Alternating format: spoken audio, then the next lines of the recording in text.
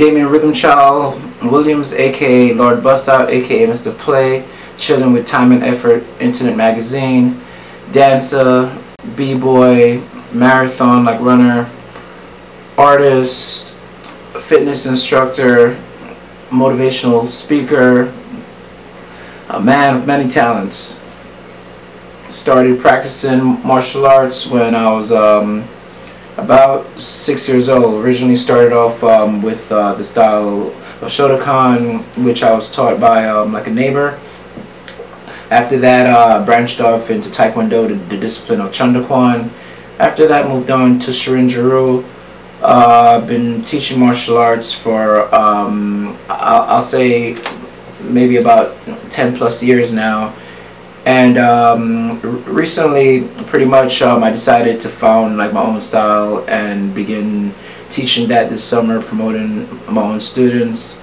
Also, major sneakerhead, collected a Jordan collection of about 600 pieces. But then, throughout the sneaker game, you know, like I realized that a lot of things were changing within the sneaker game, and people were just like losing like respect for the quality, respect for the culture. You know, so that's what pretty much like made me decide to leave the sneaker game to like the younger generation. You know, this is like my newest addiction, Cazals, every day, all day. Got a collection now of about maybe like 60 pieces. And you know, like me, I'm like a passionate person, so actually I started designing and customizing my own frames. As you can see, like with these camouflage, you won't find these anywhere else. Not even Rick Ross could find them. A lot of detail, like a lot of quality.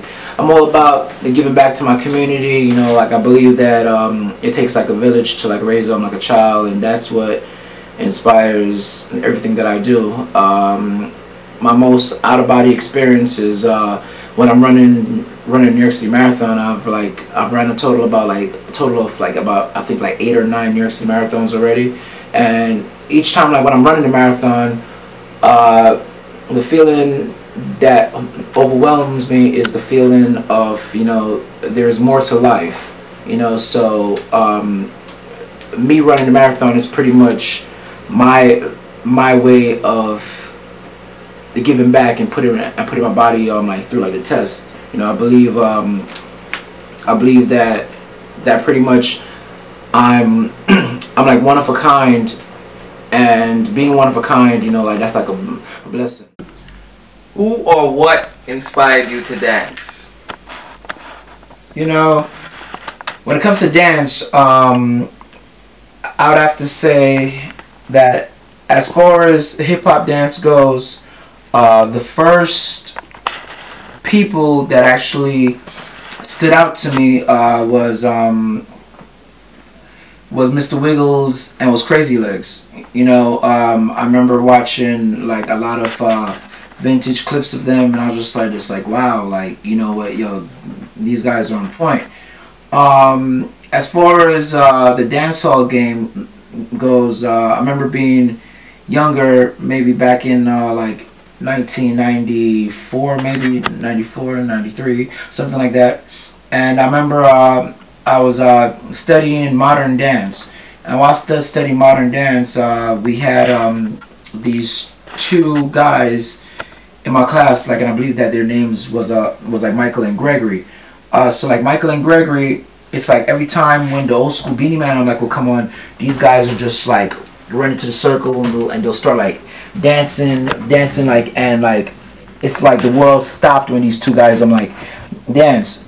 But you know, I was like a youngster, and I was actually like on the side, and I would say like, and I'll say, man, I know I'm better than them. Like I know that I'm more passionate than them. But at that point, I hadn't really like grown like into my personality yet.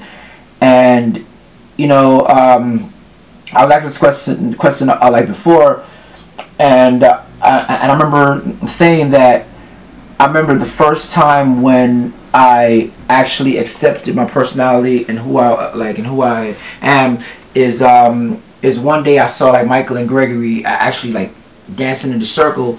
While they were dancing in the circle, all of a sudden like a spirit, almost like if I was like in church and the Holy Ghost was coming out of me, and like it's like I just like made my way through the crowd and I just started like dancing, and it's like on that day it was like a rap, and pretty much like on that day I became like a legend. After that it was like Dameion this, bust out this, you know, and you know, and as far as dancehall goes, you know, like people that have been in the dancehall game for 10 plus years know me. Anyone that has only been in the dancehall game less than that, they might have like heard of me, you know, like how I acquired the title of like of dancehall king was back in the days. I would always pretty much wear like a mask to conceal my face. I'd wear like weird hats. I was like perhaps like you would say like a younger version of Busta Rhymes, you know, like the old school Busta Rhymes. And I showed up at the YMCA for like a battle, and I was actually asked to remove like my mask by the security guard. And when I removed my mask and plus the jacket that I was wearing, it said "bust out," like, you know, like everybody was like, it's like, yo, that's him. So the dance battle that had about maybe like 20 something people who entered the dance battle, when they found out that I was in the building, pretty much all the 20 something people wanted like a shot to battle me, and I took them out one by one round each person. And when I walked out of the YMCA, that's when I was like officially like a legend, or if you say, that's when I went down into like, you know, like into like the hood Guinness Book of World Records. So tell us, what type of styles of dance do you do? Well, like, let's see, I do dancehall, I do hip hop, I do old school hip hop, like, which is pretty much considered breakdancing now.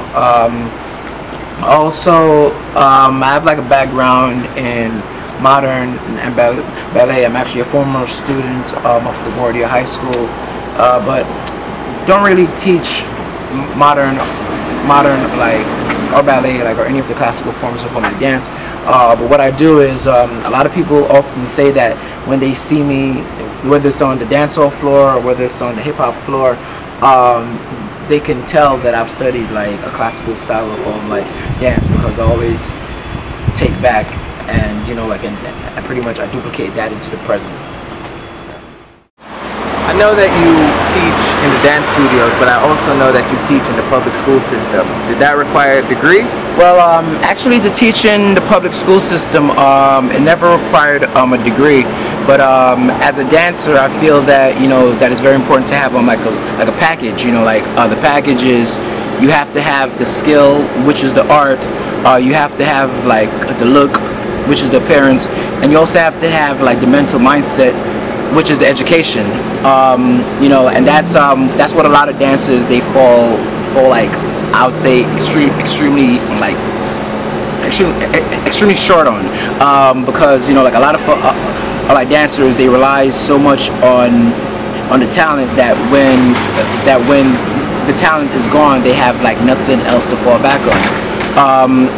So that's when you know, like, actually I decided to pursue the route of school and get a degree. The story behind me obtaining my degree is that I was a student at LaGuardia High School, and high school was the toughest years for me. You know, I had an upbringing in which wasn't peaches and cream, and maybe it was a stress from my mom, like being like a single parent. Till this day, I don't really know why my upbringing was the way that it was. While in high school, actually, I didn't graduate like high school. I decided to like leave high school, but at that time I was working for like an organization in which I won't really get into that.